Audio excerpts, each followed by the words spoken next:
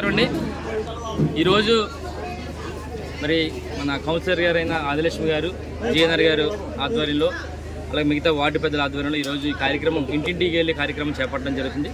మరి దీనికి పెద్దలు మరి సన్యాసిపాత్రి గారు అలాగే డాక్టర్ గారు లక్ష్మీకాంత్ గారు ఇంకా పార్టీ నాయకులు కౌన్సిలర్స్ మున్సిపల్ నాయకులందరూ కూడా పెద్దలందరూ కూడా ఈ కార్యక్రమంలో పాల్గొన్నారు.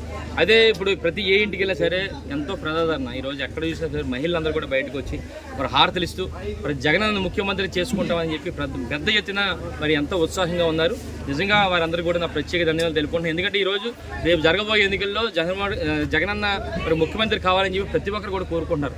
దానికి ఏంటంటే ముఖ్యంగా గత కొన్ని రోజుల నుంచి కూడా చెప్తున్నాం. దానికి కారణం ఏంటంటే ప్రతి ఇంట్లో కూడా మంచి మంచి పథకాలు 2 పథకాలు 3 పథకాలు 4 పథకాలు ఇవ్వడం వల్ల ఈరోజు జగనన్న ముఖ్యమంత్రి కావాలని ప్రజలందరూ కోరుకుంటున్నారు. కనుక నిజంగా మా అదృష్టంగా భావిస్తున్నా ఈరోజు అందరూ కూడా అంత ఆదరణ వస్తుందంటే దానికి కేవలం మరి జగనన్న పథకాల వల్ల వస్తుంది. కనుక మీ అందరూ కూడా ప్రత్యేక ధన్యవాదాలు తెలుపుకుంటూ ముఖ్యంగా ఈరోజు మీ ద్వారా నర్సీపట్నం పట్టణ ప్రజలందరికీ కూడా మరిడమ్మ తల్లి పండుగ సందర్భంగా వారందరూ కూడా ప్రత్యేక ధన్యవాదాలు తెలుపుకుంటున్నాను.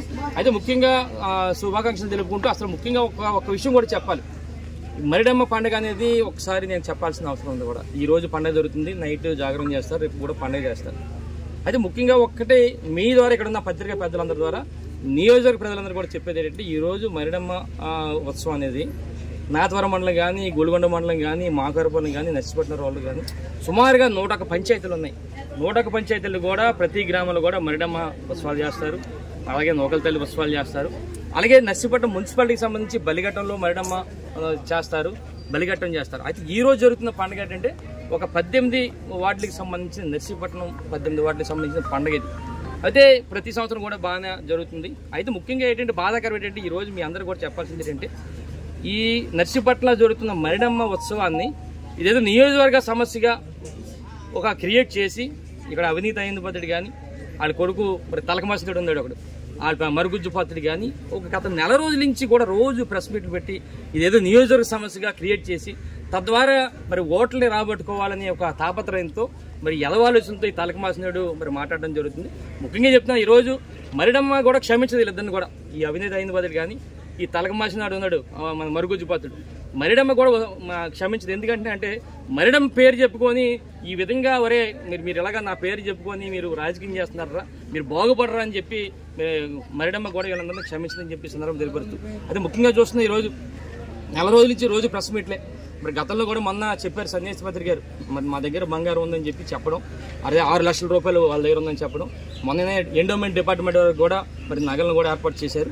మరి వీరికి సంబంధించిన నగలన్నీ కూడా ఏర్పాటు చేశారు కానీ వారికి సంబంధించిన 6 లక్షలు కూడా చెప్పలేదు. అది మీకు తెలియాలి, ఇంకేమలేదు. అయితే ఇదేదో కొత్త డ్రామా ఇదంతా కూడా.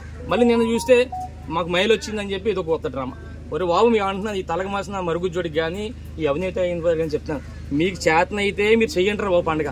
మీకు చేతన కాదు మీరు చేతులు ఎత్తేస్తే ఇక్కడ సన్యాసిపత్రి గారు ఉన్నారు, వాళ్ళు చేస్తారు. అంతేగాని రోజుకు ఒక ట్విస్టులు పెట్టి ఇక్కడ ఉన్న ప్రజలందరం కూడా ఏదో మరి ఓట్ల కోసం అందరూ చేయడం చాలా దుర్మార్గం అని చెప్పి సందర్భం తెలుసు.